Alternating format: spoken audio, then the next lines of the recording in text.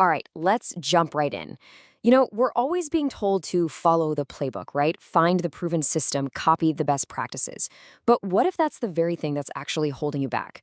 Today, we're going to talk about why the most successful leaders, well, they don't copy frameworks, they build their own.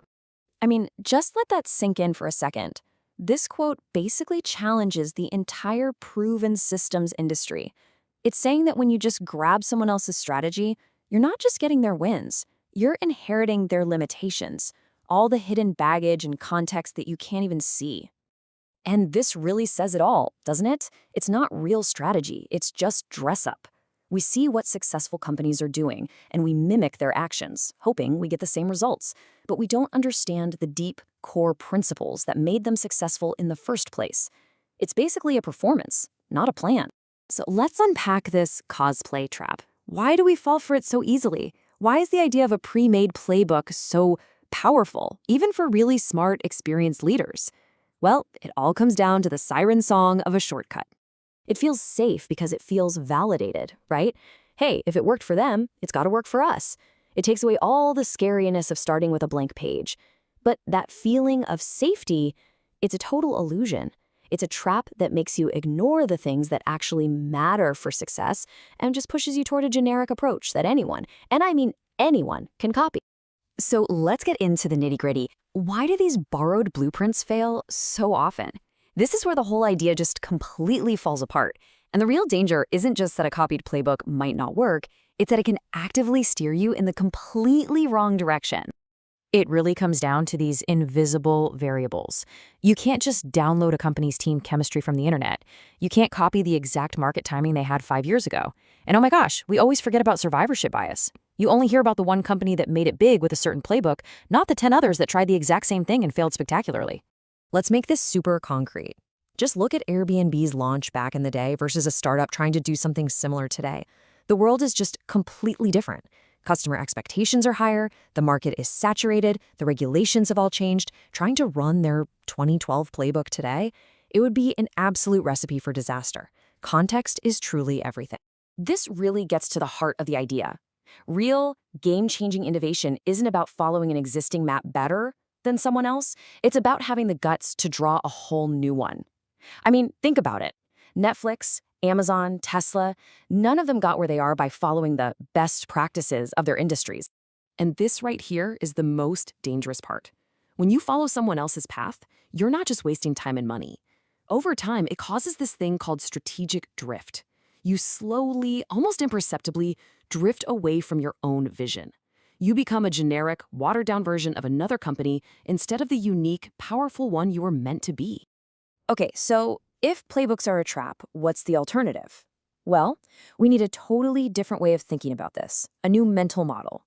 We've got to stop thinking about strategy as just assembling parts and start thinking about it like an architect. Right. For so long, we've been taught that strategy is basically a set of steps to follow. It's a checklist, an instruction manual. But that model is just fundamentally broken. It's not about following directions. Instead, your strategy should be a mirror. It has to reflect who you are as an organization, your unique strengths, your absolute non-negotiable beliefs, the specific market you're in, and the particular team you have. It has to start from the inside and work its way out. And this is what we're aiming for. It's called a belief-based system. And look, it's not just a collection of random tactics you like. It's a cohesive, internally consistent architecture where every single decision, every process, every priority, it all lines up with your core convictions. All right, this is where the rubber meets the road. It's one thing to get the philosophy, but how do you actually do it? Let's walk through the steps you need to take to architect your very own belief-based playbook. This is the million-dollar question, isn't it?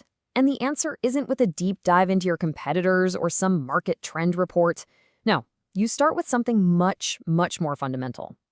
So here's how you build it. 5 core steps. First, you have to start with convictions. Forget the metrics for a minute. What do you believe deep down about your customer and your market? A conviction might be, we believe privacy is a basic human right. Okay, step 2, codify those into principles.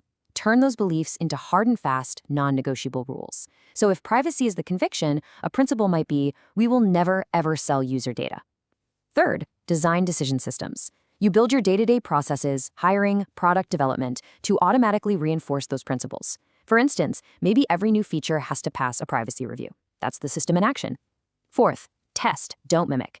Instead of just copying a competitor, you run your own small experiment based on your own hypothesis. And finally, and this is so important, document the why. Every time you make a big decision, explain the principle behind it.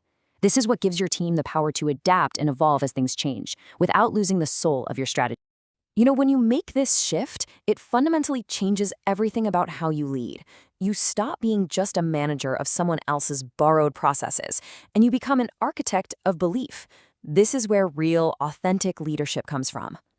This whole model creates this really powerful leadership equation. Autonomy gives your team a true sense of ownership. Clarity, which is rooted in your principles, gives everyone a clear direction, a North Star. And courage, the guts to stick to those principles, especially when it gets tough. That's what creates unstoppable momentum. And listen, this shift is becoming more urgent every single day, especially with AI on the rise. Generic best practice playbooks, AI is going to automate them into oblivion. Your only real defensible advantage, the one thing AI can't replicate, is original human conviction. And this quote just wraps it all up perfectly, doesn't it? At the end of the day, the goal isn't to find the right playbook out there somewhere. The goal is to develop the clarity and the courage to write your own, one that's uniquely, perfectly tailored to your reality.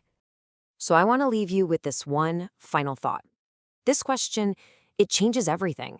It reframes the entire strategic conversation away from imitation and toward innovation, away from fear and toward courage. What would you build if you weren't trying so hard to copy someone else's success?